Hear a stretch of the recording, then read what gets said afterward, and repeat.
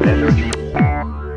Power. We're demonstrating a ridiculously simple Arduino isolated ammeter using an I2C smart magnetometer. We mounted an evaluation board to an Arduino Shield. The sensor interface is just 2 pins and 2 lines of code.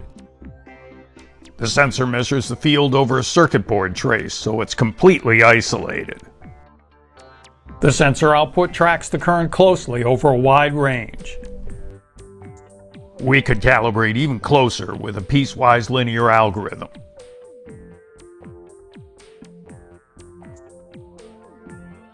The Arduino reads the I2C sensor and drives an I2C display. Unlike other I2C sensors, our sensors are 5-volt tolerant, so we can connect it to this 5-volt Arduino or a 3.3-volt microprocessor. Our I2C sensors use ridiculously simple software. It takes just 2 lines of code to read them. Most other current sensors are much more complicated.